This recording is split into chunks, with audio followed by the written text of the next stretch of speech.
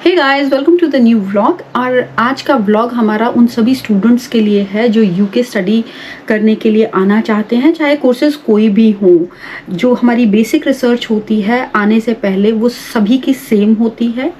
और आज ये व्लॉग टोटल उसी रिसर्च और उन्हीं सभी इम्पोर्टेंट पॉइंट्स को लेकर है कि उन सभी स्टूडेंट्स को किस चीज़ की रिसर्च करनी चाहिए आने से पहले।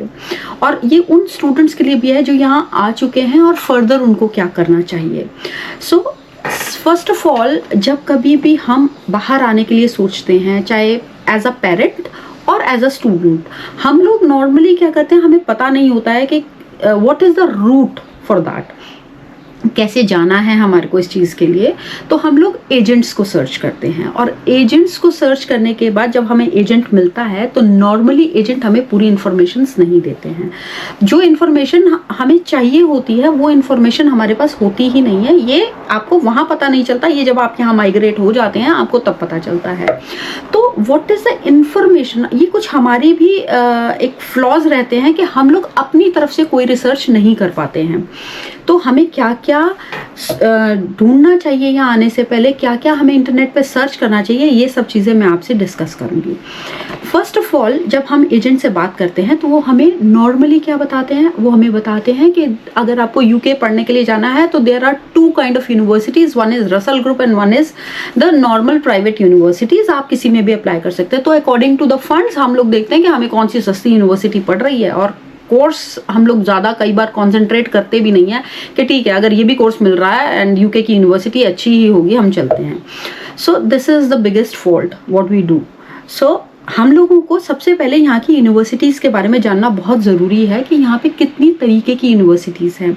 मैं उनको मेजरली 4 पार्ट्स में आपको डिवाइड करके बता रही हूँ। There are 4 kind of universities. Number 1 is the Russell Group university, number 2 is the red brick universities, number 3 are your modern universities and number 4 are your specialist institutions। अब इनके बारे में मैं आपको थोड़ा सा डिटेल में बता देती हूँ जिससे कि आपको इजी रहेगा किसी भी यूनिवर्सिटी में आगे अप्लाई करने के लिए। Number 1 is your Russell Group university. Russell Group universities are the oldest universities of UK. और ये सभी यूनिवर्सिटीज, ये टोटल 24 यूनिवर्सिटीज हैं पूरे यूके में, और ये जानी जाती हैं पूरे वर्ल्ड वाइड अपनी रिसर्च के लिए। तो अगर आप रिसर्च बेस कोई भी कोर्स चूज करना चाहते हैं, these are the best universities. और इसके साथ मैं आपको एक चीज और बताना चाहूंगी कि जितनी भी रसल ग्रुप यूनिवर्सिटीज होती हैं वो सबसे ज्यादा कॉस्टली यूनिवर्सिटीज होती हैं। इनकी फीस काफी हायर साइड पे होती है। इंटरनेशनल स्टूडेंट्स के लिए तो बहुत ज्यादा होती है इनकी fees, but still if you have your fund arrangements तो आप इसको अप्लाई कर सकते हैं। और ये नॉन यूनिवर्सिटीज़ होती हैं। लाइक इसके एग्जांपल्स हैं जैसे आपका Oxford University and your Cambridge University as well as your Imperial College of London. ये कुछ यूनिवर्सिटीज़ इसके अंदर आती हैं। Next is our red brick university. Red brick universities कौन सी यूनिवर्सिटीज़ हैं? ये वो यूनिवर्सिटीज़ हैं जो आपकी इंडस्ट्रियल सिटीज़ में एस्टैब्लिश्ड यूनिवर्सिटीज़ हैं। और ये इंडस्ट्रियल सिटीज़ में ही आपको मिलती हैं, जैसे कि यूनिवर्सिटी ऑफ मैनचेस्टर हो गया, यूनिवर्सिटी ऑफ शेफील्ड हो गया, या फिर बर्मिंघम यूनिवर्सिटी हो गया। ये कुछ एग्जाम्पल्स हैं इन यूनिवर्सिटीज़ के। और इन यूनिवर्सिटीज़ में research as well as practical दोनों ही ये चीज़ें आपको मिलती हैं। तो आप अकॉर्डिंगली इनको भी चूज कर सकते हैं। Now comes next third university. जो हमारी ये मॉडर्न यूनिवर्सिटीज़ होती हैं, इनको एजेंट्स आपको प्राइवेट यूनिवर्सिटीज़ भी बोलते हैं। ये बेसिकली इनको जो यूनिवर्सिटी स्टेटस मिला था वो 1992 के बाद ही मिला था। और इन यूनिवर्सिटीज़ की जो फ़ी होती है वो रसल यूनिवर्सिटीज़ से काफ़ी कम होती है।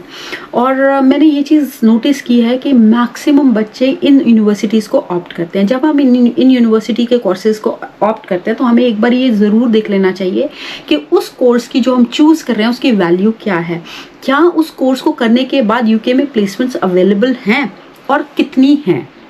ठीक है, तो इन सब चीज़ों को अगर आप ध्यान रखेंगे तो आपको उस पर्टिकुलर कोर्स को मॉडर्न यूनिवर्सिटी से भी अगर आप करते हैं तो आपको प्लेसमेंट मिल जाएगा। अगर नहीं, वो कोई ऐसा कोर्स आप ऑप्ट कर रहे हैं क्योंकि उसकी फ़ीस कम है, तो आपको बाद में प्लेसमेंट में प्रॉब्लम आ ही जाएगी।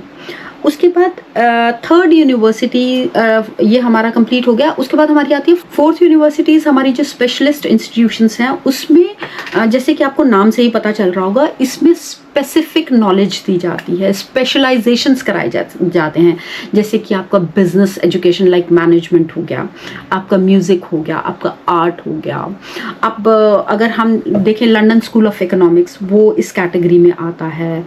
Then Royal College of Art and then Royal Academy of Music, ये 3 कॉलेजेस हैं इसके सबसे बड़े एग्जाम्पल, जो अगर आप स्पेसिफिक नॉलेज लेना चाहते हैं किसी एक पर्टिकुलर फील्ड में, इनके लिए कॉलेजेस अलग हैं, इनको स्पेशलिस्ट इंस्टीट्यूशंस भी कहा जाता है। अब हमारे कोर्सेज का जब हम डिसाइड कर लेते हैं और हम यहाँ आ जाते हैं और अपना कोर्स कंप्लीट कर लेते हैं, तो हमारा सबसे बड़ा जो एक कंसर्न होता है वो हमारी प्लेसमेंट्स को लेके होता है। अब प्लेसमेंट्स का एक चीज़ जो आप स्टार्टिंग में जब आप कोर्स ऑप्ट करते हैं, हम इसको 4 पार्ट्स में डिवाइड करेंगे।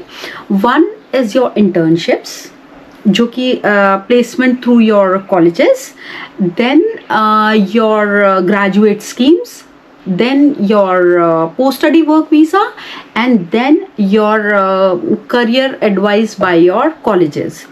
अब जो फर्स्ट आपका मैंने बताया है इंटर्नशिप्स आपके कॉलेजेस भी प्रोवाइड करते हैं, लेकिन वो कोर्सेज में 1 साल ऐड हो जाता है, उसको सैंडविच ईयर भी बोला जाता है। कुछ यूनिवर्सिटीज़ में आप जाएंगे तो उसको सैंडविच ईयर भी बोला जाता है।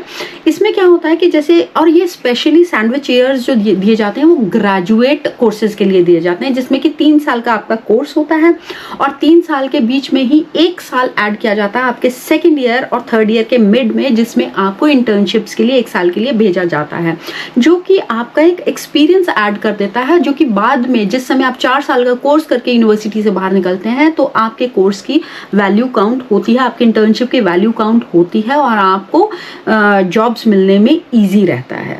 तो ये तो हो गया जो हमारी यूनिवर्सिटी प्रोवाइड करती है। Second is your graduate schemes. ये ग्रेजुएट स्कीम्स बेसिकली 1 से 2 साल के लिए ये जो बहुत लार्ज कंपनीज होती हैं ये प्रोवाइड करती हैं।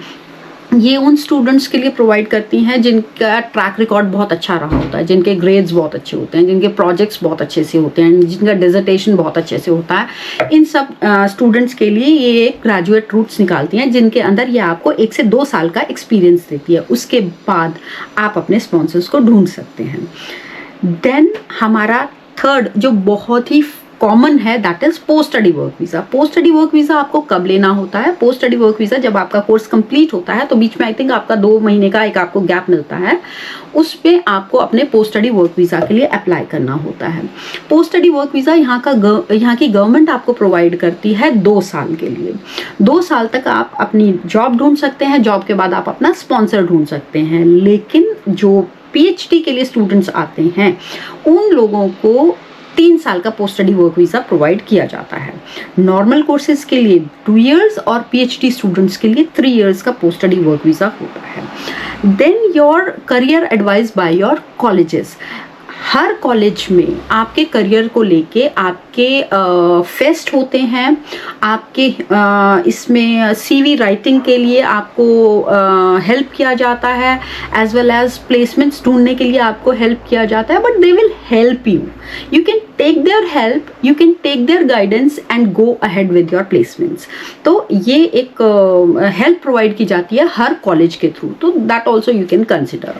Now we are going to discuss about the pros and cons of studying in UK.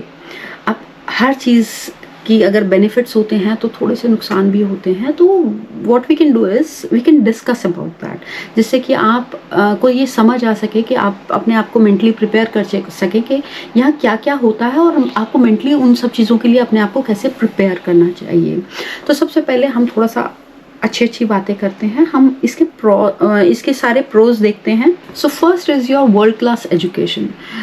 UK is known as a home to some of the best universities in the world। और जैसे कि आपकी Cambridge university हो गई, Oxford university होगी, best researches होती हैं, बिल्कुल आप कहेंगे इसका एकेडमिक जो बेसिकली इनका स्टैंडर्ड्स हैं that are very high, so you will get the world class education over here. Number 2 is your cultural diversity. यहाँ पे बहुत सारी कंट्रीज से लोग आते हैं, उनसे आपको मिलने का मौका मिलता है, आप बहुत कुछ उनसे सीखते हैं, वो बहुत कुछ आपसे सीखते हैं, तो वो आपको you will enjoy this change. And then there is the language advantage, जो कि आपको बाकी जैसे कंट्रीज़, अगर आप जर्मनी जाते हैं या आप कहीं किसी और कंट्री में जाते हैं, जैसे आप जापान जाते हैं, तो वहाँ पे वो लोग अपनी लैंग्वेज को यूज़ करते हैं जो हमें नहीं आती होती. लेकिन इंग्लिश एक ऐसी लैंग्वेज है, मुझे लगता है हर कंट्री में हर इंसान को इंग्लिश लैंग्वेज आती है. सो आपको लैंग्वेज एडवांटेज बहुत अच्छी मिल जाती है यहाँ. Then you will get the travel opportunities. Actually UK Europe से बहुत अच्छे से कनेक्टेड है. सो यूरोप में जितनी भी कंट्रीज़ आती हैं, उन सब में आपको जब आपका ब्रेक रहता है तो आपको एक ट्रैवल अपॉर्चुनिटी इजीली मिल जाती है और आप इजीली उनमें ट्रैवल कर पाते हैं. आप पेरिस जा सकते हैं, आप स्पेन जा सकते हैं, आप बहुत सारी कंट्रीज़ हैं जिनमें जा सकते हैं. आप जर्मनी जा सकते हैं, आप ऑस्ट्रिया जा सकते हैं, बहुत सारी ऐसी कंट्रीज़ जिनमें आप ट्रैवल करना चाहते हैं, आप इजीली कर सकते हैं. अब हम डिस्कस करते हैं कॉन्स के बारे में. क्या क्या ऐसी चीज़ें हैं जो यहाँ आने के बाद हमें थोड़ा सा फील होता है कि यस, ये थोड़ी सी एक प्रॉब्लम है. उसमें सबसे बड़ा जो एक कल्चरल शॉक बच्चों को लगता है. जो स्टूडेंट्स आते हैं, हमारा अपनी कंट्री का एक अलग कल्चर होता है, यहाँ आते हैं बिल्कुल एंटायरली डिफरेंट होता है, तो उसके लिए अपने आप को आप मेंटली प्रिपेयर कीजिए. Second is your weather conditions यहाँ की बहुत ही अनप्रिडिक्टेबल है. अभी बारिश हो रही है तो एकदम से अभी धूप निकल आएगी, धूप निकल रही है, बहुत कड़कती धूप है, तो थोड़ी देर में आपको ठंड लगनी शुरू हो जाएगी. तो you can adjust with that, लेकिन उसके लिए थोड़ा सा टाइम लगता है, तो you can easily adjust with that. Then आपका आता है ट्यूशन फीस. ट्यूशन फीस यहाँ की जो नॉर्मल यहाँ के होम स्टूडेंट्स होते हैं, इंटरनेशनल स्टूडेंट्स की, उनकी काफ़ी हाई होती है कंपैरिजन में. इंटरनेशनल स्टूडेंट्स की फ़ीस काफ़ी हायर साइड पे होती है. दूसरा नेक्स्ट आता है आपका लिविंग कॉस्ट. लिविंग कॉस्ट यहाँ पे काफ़ी ज़्यादा है.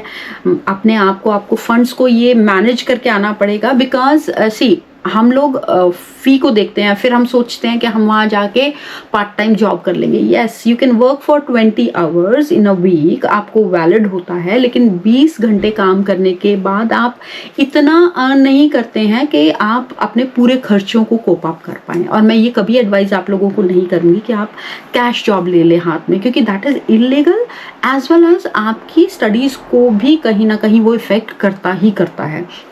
So arrange your funds according to that only, क्योंकि यहाँ की लिविंग कॉस्ट क्योंकि हाई है, उसके हिसाब से आपको घर से ही इन सब चीज़ों को एक बजट बना के आना ही पड़ेगा. एक और चीज़ जो यहाँ पे आपको थोड़ा सा कॉम्प्लेक्स लगेगी, वो है यहाँ का वीज़ा प्रोसेस, जो थोड़ा सा लेंदी और कॉम्प्लेक्स होता है, टाइम टेकिंग होता है, आपको पेशेंस रखना पड़ेगा और आपको जितनी भी फॉर्मेलिटीज़ हैं उनको कंप्लीट करना पड़ेगा. Now I am going to give you the gist of this video. जो ये व्लॉग है, इसका जिस्ट यही है कि आप अपने आप को फाइनेंशियली प्रिपेयर कीजिए, अपने आप को ऑर्गेनाइज कीजिए, जिसमें आप अपने सारे डॉक्यूमेंट्स, इसके लिए मैं एक अलग वीडियो बनाऊंगी जिसके अंदर मैं आपकी पूरी चेकलिस्ट आपको बताऊंगी कि जिस समय आपने यहाँ आना होता है तो आपको क्या किन किन डॉक्यूमेंट्स की, जो बहुत ही इंपॉर्टेंट डॉक्यूमेंट्स हैं जिनको आप छोड़ नहीं सकते, वो कौन कौन से लाने होते हैं, और आप क्या क्या सामान यहाँ पे कैरी करके ला सकते हैं, और क्या क्या यूजलेस है जो आपको वहाँ से उठाना चाहिए ही नहीं, आपको यहाँ आके मिल जाता है इजीली. ठीक है, तो इसके लिए जो मैं आपको टिप्स दे रही हूँ, you can note it down. Number 1, research thoroughly. हर चीज़ की आप रिसर्च करके आए, बिना रिसर्च के नहीं आए, क्योंकि उसमें आपको प्रॉब्लम हो सकती है. Number 2, prepare financially. अपने फंड्स को प्रॉपरली अरेंज करके आए, जिसमें आपकी ट्यूशन फ़ी और आपके रहने का खर्चा आपके पास होना चाहिए. यहाँ आने के बाद आपको कब जॉब मिलेगी part time, you never know. So आपके पास इतने फंड्स होने चाहिए कि आपको प्रॉब्लम नहीं आए. नंबर 3, स्टे ऑर्गेनाइज्ड, क्योंकि आपको अपनी एप्लीकेशंस की डेडलाइंस, स्कॉलरशिप्स, इन स्कॉलरशिप की लास्ट डेट्स, इन सब के लिए अपने आप को ऑर्गेनाइज करना पड़ेगा. एंड विद दैट आपको जो स्ट्रेस लास्ट मोमेंट पे होता है वो नहीं होगा. So stay organised. Number 4, engage yourself with alumnis, because वो सीनियर स्टूडेंट्स हैं, अगर आप उनके साथ कॉन्टैक्ट में रहेंगे तो वो आपको कॉलेज का पूरा डिटेल्स, जो भी आपको करना है, वो उसका जो प्रॉपर विजन है वो लोग आपको बहुत इजीली प्रोवाइड कर सकते हैं, बिकॉज उनके पास एक्सपीरियंस है, आप लोग न्यू कमर्स हैं, सो engage yourself with your seniors. Number 5th is your cultural preparation, which is very very important. आपको बिल्कुल खुले दिल के साथ जो भी यहाँ का कल्चर है उसको एक्सेप्ट करना पड़ेगा, इनके साथ मिल के रहना पड़ेगा. Then your life will be much more easy and joyful too. चलिए, आई थिंक मैंने आपको सफिशेंट इंफॉर्मेशन दे दी है. अगर फिर भी आपके कुछ डाउट्स हैं, you can write down in the comment section. अब हम इस वीडियो को यहीं रैप अप करते हैं और नेक्स्ट वीडियो में आई होप मैं जो नेक्स्ट वीडियो है वो जल्दी लेके आऊँगी और इन्फॉर्मेटिव होगी वो आप लोगों के लिए, एज वेल एज आप अगर आपको ये इन्फॉर्मेटिव लगी हो तो चैनल को सब्सक्राइब कीजिएगा. कोई डाउट्स हों तो कमेंट कीजिएगा, लाइक कीजिएगा और शेयर कीजिएगा. Thank you so much. Will meet you in the next video.